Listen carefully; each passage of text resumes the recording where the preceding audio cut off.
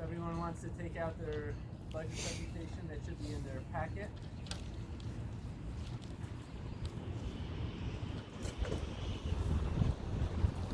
Hello. Do you want to make a public comment? Thank you. Alright, so if you start on the second page, it's just going to outline kind of briefly what the agenda is going to be for the presentation. So obviously we're, as Mr. Darian said before, we're in extraordinary times, so we're doing extraordinary measures right now, having this outside, so I'm going to try to go through it a little bit quicker than I usually do. If you have any questions though, please feel free to interrupt me. It's on me during the presentation. So we'll start off with the budget process, and then we'll start off after that with going through the estimated revenues, how we get to that, and then next with the expenditures, and then I'll give a little background on the resolution that's going to be presented on the agenda today, followed by the tax impact, and then the next steps moving forward after today's meeting. So on the next page is the budget calendar. So when I arrived here in October 2019, right away that's like prime time to start a jump start on the budget. So within that next month, we developed the budget calendar that lists out pretty much from that point on until the rest of the year, until the budget is finalized, of all the steps we're going to be taking, all the parties and stakeholders that are responsible for the budget. I won't go line by line, but it was important. We wanted to make sure we get everyone involved. Like I said, all the stakeholders that are going to be involved, administration, staff, board members, and the finance committee in particular. And as you can see, there's certain checkpoints and guidelines as we go through. Some of the highlights being by January, we want to have a multi-year schedule. So in January, we want to have a multi-year schedule showing different years and then where we're at currently with our estimated budget. At that point, we should have an initial budget ready to be presented to the Finance Committee, which we had presented. At that point, we were in a bit of a deficit, so then you kind of go back and forth and you tweak a little bit. That brings us to about mid-February when we get the state aid adjustment numbers. So we actually received an increase in state aid, which helped us out with the deficit. And that brings us to today, March 18th is the board meeting where we're going to adopt our tentative budget.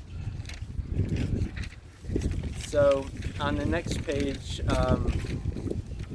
what you want to do first, this is kind of like a little overview on the process. So you want to kind of have a guesstimate or an estimate on your revenues. And some of the things that make up your revenues obviously is your tax levy. We had an increase in our tax levy. You're going to want to try to estimate the state aid that you anticipate receiving. In this case, we estimated we'd have a flat state aid until we receive the official number from the governor. And then you want to identify any other source of revenue that you anticipate for the next year. After that, you're going to go to your expenditure side. You want to forecast, take a look at past history, where you've spent.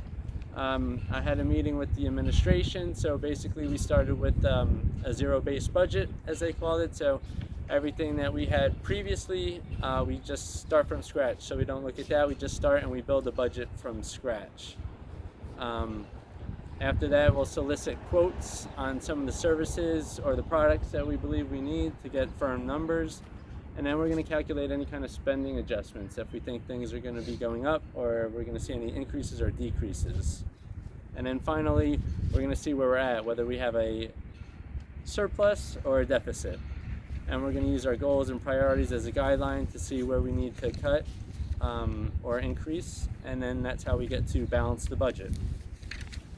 So on the next slide is the revenues. So this is just a brief overview of our revenues comparing the 2019-2020 school year we're currently in and the 2020-2021 school year that we're going to be passing the budget for today. Some of the highlights, as you can see, is the tax levy is the main source of revenue that we receive to help us fund the budget. Going down the line from there, you'll see the increase in state aid. It was about $83,000. one of the other highlights, the large amount, that $570,000 number that you see there, that was to fund the TAG classroom that's currently going under construction right now. It's pretty much done. That's why there's nothing in the capital reserve column for 2020-2021. We took a withdrawal from maintenance reserve of $200,000. We had nothing coming out from our emergency reserve account, and the adjustment for prior year encumbrances, that is from prior year. So obviously we don't have anything yet in that column because that would be coming from the 19-20 school year. Can I ask a question? Sure. Do we still have money in our maintenance, in our capital reserve, right? Yes, we still have money we have 3 reserve accounts right now: capital reserve, maintenance reserve, and the emergency reserve accounts that we have balances in. Okay, thank you. Mm-hmm. What's the extraordinary aid? So extraordinary aid is also a form of state aid that we get that's separate from the state aid that we got in February. So extraordinary aid is we have to submit an application to the state typically at the end of May, and there's a percentage and formula based off of the whole state's submission. Yeah. And then we get a percentage of whatever our extraordinary like special education costs are. We feel comfortable that what we're estimating for next year is going to be the same as this year? Yeah, so with that number you want to be conservative, because even though, say for instance, we just threw out a number like $1 million to get for extraordinary aid, Yeah. it's not the full million that we'll get. For instance, last year was 53% of whatever anyone submitted. That's the number that you would get in state aid. Yeah, so that number is a formula, and it can change, and it's changed based off of a pool of money that the state has, and then they divvy it up based off of what all the districts in the state submit. And do we have to consider anything coronavirus related that would impact any of these numbers at this point? Well, this would affect for next year, so Yeah, this would so be I don't know if there's 2021. So I hope, nothing for next year, but We started thinking about things that might potentially. so that's really impacting this year right now, Yeah. 1920. Okay. Mm-hmm. Okay, and now if we go to the next slide, so as far as expenditures, I just laid it out in like a pie graph kind of format. So as you can see, the main piece of our budget is taken up by regular instruction, special education, and the benefits. That's going to calculate for about 78% of our total budget. After that, there's the facilities costs, which is your typical custodial maintenance fees, the utilities costs, administrative costs, I should say, which include salaries of superintendent, central office, principals, and then student support services, which is your nursing, your attendance, secretary, and other services of that nature. Going to the next slide, it's just broken down further. So for regular instruction, pretty much the bulk of it is through salaries. It's 92%. So we focus on having a smaller class size. So that's where the focus is on the expenditure side for the regular instruction. Followed by supplies at 4%. Professional development, even though it says 0, it's still a significant amount. Professional development's about $24,000. It's just in the grand scheme of things, it comes out to be about, I think it was 0.5, so it didn't tick up to 1% there.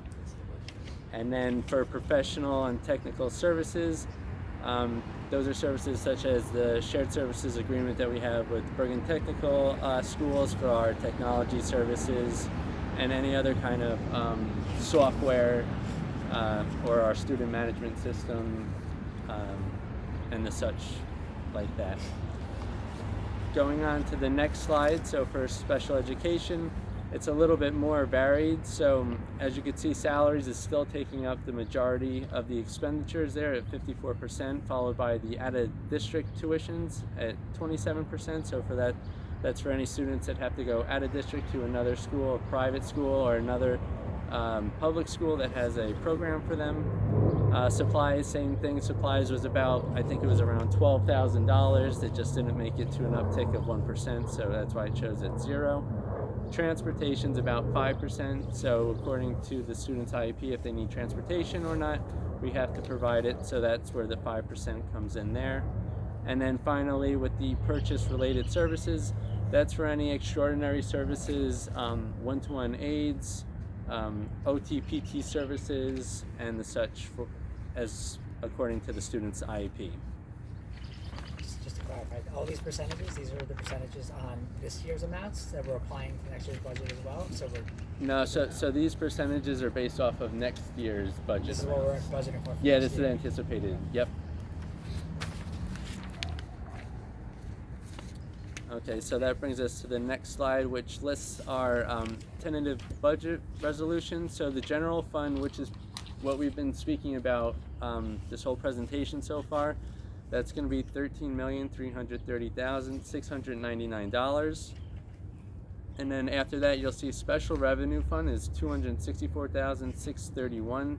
And what the special revenue fund makes up is state and federal grants, such as the ESSA and the IDA grants that we receive.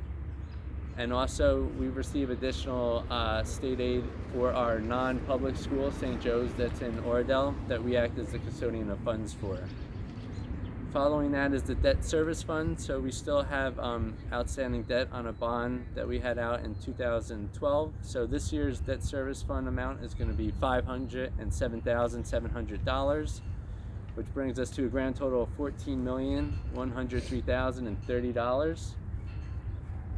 And now not all of that goes to the tax levy, so we can take out the special revenue fund, and it's only just the general fund and the debt service fund amount, which is going to give us a grand total for the total tax levy of $12,599,597.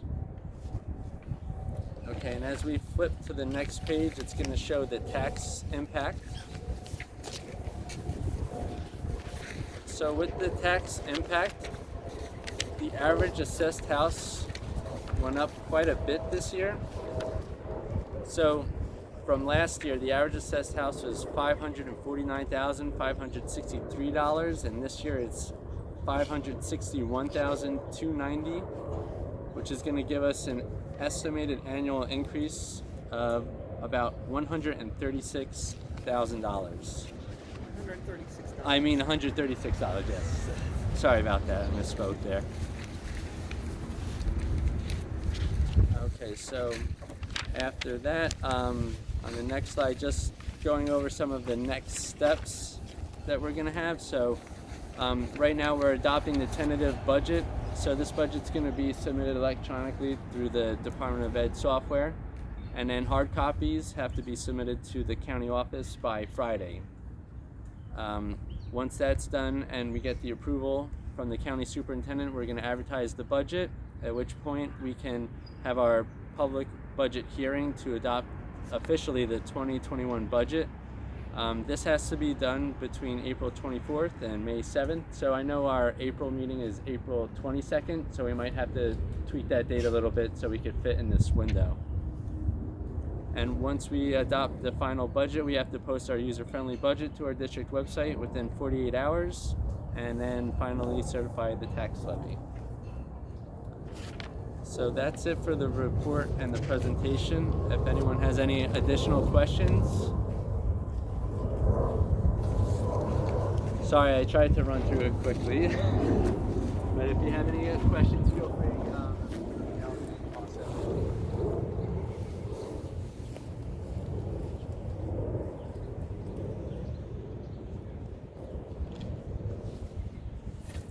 Just a thing to notice in this report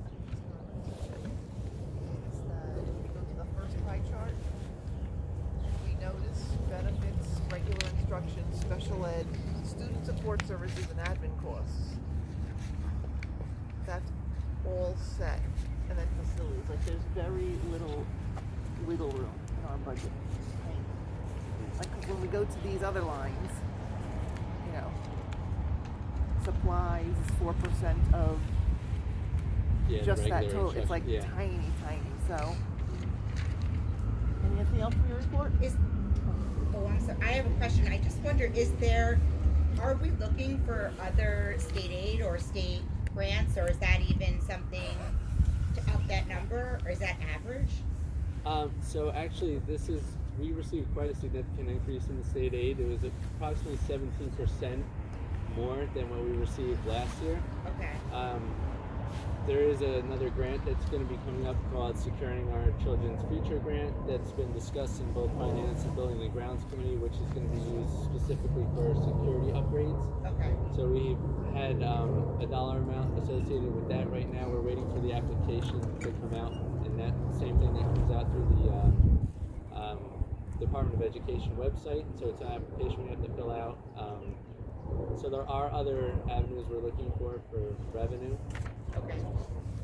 Thank you. You're welcome. I'm really curious, how does the expenses, the percentages, how does that stack up to this year, like side by side? Is that something you can easily do, or is that on a creative a lot of work? I'm just curious. Oh, to see. Yeah, So, comparatively. yeah, I mean, that's, obviously you want an answer yep. right here, unless you have the money. Nope, that's actually, if you want that information, I can provide that too. Yeah, so you good. could That'd be see. interesting to see. Yep.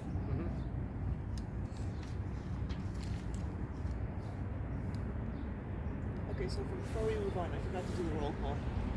Oh. The roll call. Okay.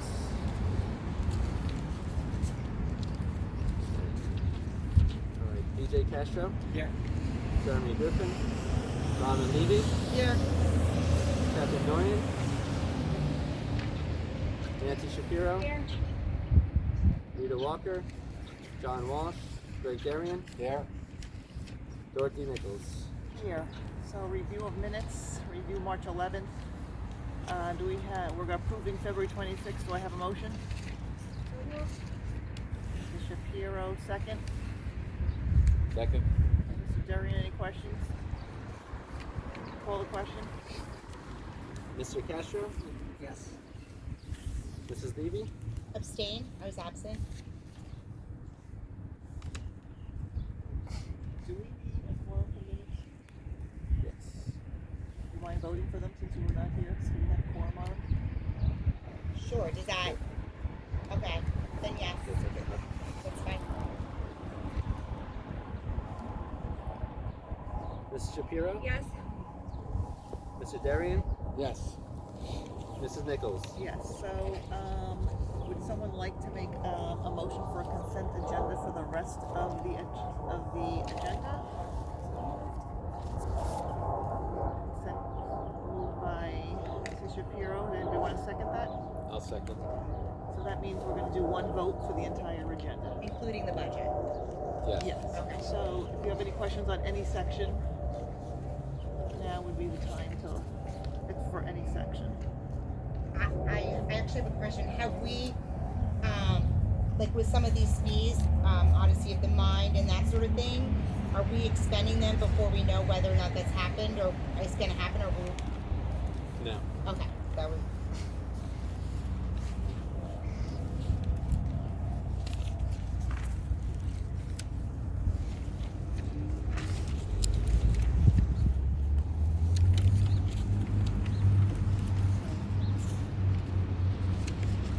Any questions on anything or the personnel report? So we're not spending money on certain things, given the circumstances. So those are things I would end up rolling over to So- next year, or how's that? No, so something like Odyssey of the Mind, I think they had another competition scheduled in the next coming weeks. Yeah. So as far as the registration costs, means we rented a truck, we haven't made any expenditures for that at this point. Okay. And then basically those funds would go over to next year? Yeah. Okay. So Yep. then next year's budget would then be impacted by this basically? I mean, I don't think we have anything significant in the next couple of months, right? But Yeah. just curious how that would work. Well, we've already pulled Yeah. some expenses from last year into this year, Yeah. so we've already cut spending on like all supplies, everything, so it will probably go to that. Yeah, so basically spending in the next 3 months, assuming nothing happens, say we don't come back until the fall, all those funds would kind of roll over to next year's budget. Would that help then help out with that It would situation? help a little bit, but like Ms. Nichols was saying, most of the budget's fixed costs already. So as far as like Yeah. salaries, right, Yep. that's still kind of up in the air how we're gonna deal with the salary issue. Yeah. The utilities, those kind of things, like the fixed costs, we'll still be paying. But yeah, we'll probably be saving a little on the supplies. But we did a budget freeze about a couple weeks ago, so we're trying to save as much as we can so we can up next year's budget. Gotcha. And one of the big things we did was pull the Chromebooks from last year into, we said we pulled them off next year's budget, so it's out of the budget already. And we're gonna try to use whatever we have left this year. Gotcha. So, Yeah. trying. Yeah. Any other questions? Alright, we'll call the question on consent agenda. Mr. Castro, Yes. Mrs. Levy, Yes. Mrs. Shapiro, Yes. Mr. Darian, Yes. Mrs. Nichols. Yes. Would anybody like to give a committee report? I have a long committee report. How numb is everybody? Okay, so open to the public? We're good. Old business or new business? So, I mean, coronavirus related, like, is there anything to discuss in terms of just what's going on? Like, how is superintendent giving feedback on how everybody's dealing with the homeschooling or remote schooling issues and utilizing the resources? You want to give anything you can update So, on? so the one thing I can speak on is the facility side of everything. So I've been working closely with Mr. Kevin Williamson, and he's been deploying his staff and starting with the classrooms first. So every classroom is going to be fully cleaned and disinfected, and he hopes to have all the pretty much the whole building cleaned and disinfected from top to bottom by Friday right now. Yeah. So, I was We more talked- curious on the educational aspect. Well, we had also talked about a checklist. Everyone's gonna have the exact same And- checklist for every classroom. yes, yep, so it'll be uniform. So, all I can tell you is I talked to the superintendent, and she just said she was like so impressed with our teachers so far. So Yeah. I think she's writing an update or something to send to the board. So, Okay. but I mean, it's just been how long has it been? 3 days. Yeah, so it's yeah. they're working out kinks, I think, a little bit, but It's a learning curve. every district. So Is she interacting with the administration on that? Okay. I think so. Okay. I mean, she's been actually sick, so she didn't come in today. She's working from home, but he's And- working. None of the administration is coming into the building. Yeah, They are. Yeah, and board office is in. I know the board office. Yeah, admins are in, right? You said. Yeah, Well, I saw yeah. for their All of them? lucky leprechauns. Huh? Two of them filmed them in the school. Okay. Yeah. Yeah, so most of the administration is in. Need to go to a closed session. Motion to adjourn. So moved. Second. All in favor?